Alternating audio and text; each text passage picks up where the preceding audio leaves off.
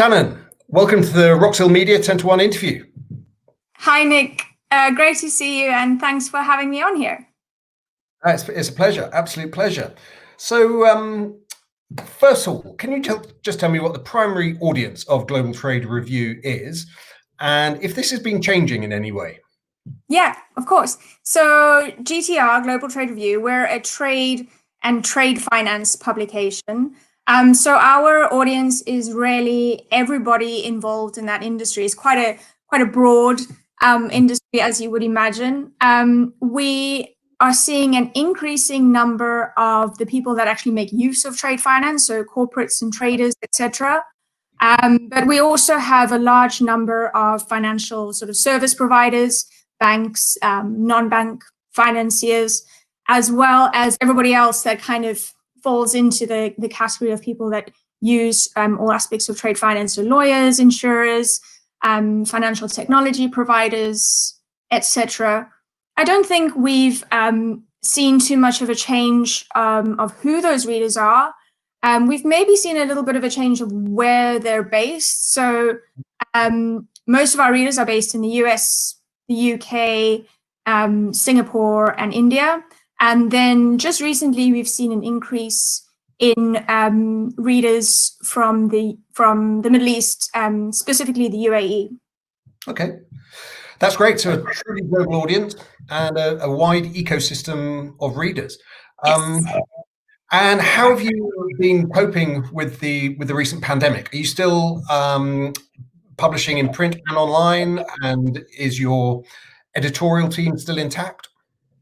Yes. So with many of our so GTR is a publishing and events company, and so with many of our events colleagues being put on the government furlough scheme, the spotlight has really turned to the editorial side of the business. So luckily, myself and my four colleagues, the four reporters that work at GTR, we're at maximum capacity and full strength. So we publish a weekly e-newsletter, and so we're continuing to do that with more stories than ever, I would say. We publish 4 quarterly printed publications. That's the sort of main GTR magazine, as well as 5 annual printed supplements. And these are either sort of regionally focused or sector focused. And we've actually added one to our 2020 editorial calendar. So we're now doing an Asia publication, which we'll be focusing on in the second half of the year. And we've also just recently started doing a podcast, Nick. So that gives us a chance to, it's actually just an internal podcast. So Felix interviews one of the reporters on a story that they've been working on. It's often the most read story of the week. And it gives us a chance to really tell our readers what we've kind of found out and kind of expand on our research. Yeah, that's great. That's great. So keeping as busy as ever. Absolutely. It's quite overwhelming, but it's good. How do you actually structure your editorial week then? You said you've got the weekly e-newsletter. When does that come out? When do you have your editorial meetings? How does that all work? Yeah, so we work fantastically together. We're such a great team. What we do is we meet online now on a Monday morning, and we kind of run through our weekly news stories. We work on the news, generally speaking, sort of Monday to Wednesdays, and we put together our weekly newsletter on a Wednesday afternoon. It goes out first thing on a Thursday morning, which seems to be the best time for our readers. And then generally speaking, I would say Thursdays and Fridays, we're working on our features. So because we basically go to print about 9-10 times a year, we're pretty much always on a monthly feature deadline. So that's how we divide our week up. So is it best if PRs contact you for news in the early part of the week and then for inclusion in one of the features or the supplements in the second half of the week? Would that be a fair? Yeah, I think so. And actually, I would say that we're probably already starting to work on our, like, we're sort of putting ideas together on a Thursday and Friday for the upcoming Monday morning weekly news roundup. So I would say being in touch, certainly Mondays to Wednesdays are very much sort of full throttle, working on news stories, trying to get them done as quickly as possible. So we probably have a bit more time to breathe, I would say, on a Thursday and Friday. So I would suggest that those are the good days to get in touch, because we'll be more inclined to kind of entertain those ideas as opposed to just kind of getting on with what's to be done. That's very useful to know. And with news, do you publish on a kind of rolling basis, or do you sort of send it out once a day? Oh, so the newsletter, so we publish as and when the stories are written directly on the website. No announcement gets made except on social media, etc. But in terms of the newsletter, that comes out once a week. And then it's collated and sent out at the end of the week. It's a collection of the weekly news stories.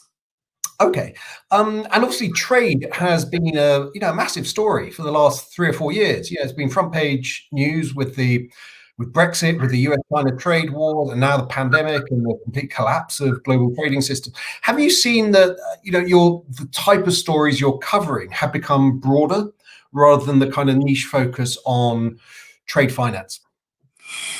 Yeah, I definitely think it's broadened up, Nick, and I think it actually probably predates that. I would say when I first joined, GTR was kind of around the time of the financial crisis, and that's really when I think trade started seeing its heyday, so to speak.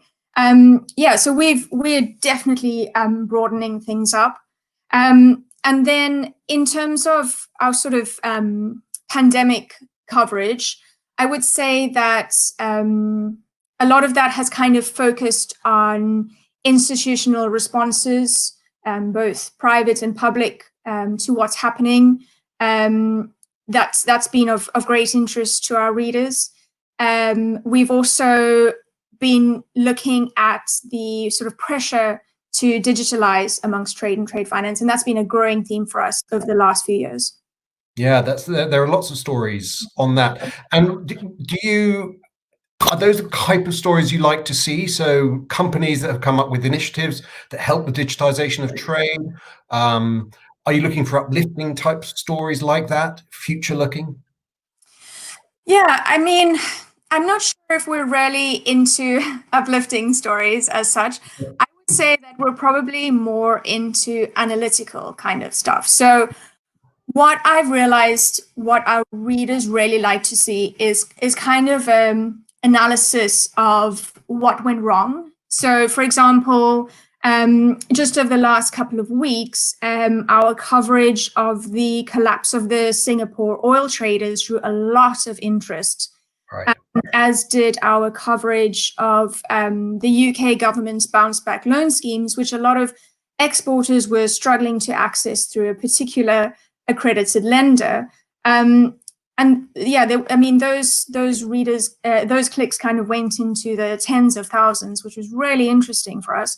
And really where our strength lies, because I think the sort of beauty and the talent in our reporters lies in the fact that we really have access to the industry contacts and the industry know-how that potentially other publications don't have. So we can really get into the weeds of all of these issues. Yeah. And you've got an informed editorial team and an informed readership. So which is very useful for a very complex subject. It means you can actually really get into details. Yeah, absolutely. It's very niche, but yeah, I think with our collective experience, and myself with my sort of 12 years, coming up to 12 years at GTR, one of our senior reporters has been around for a decade.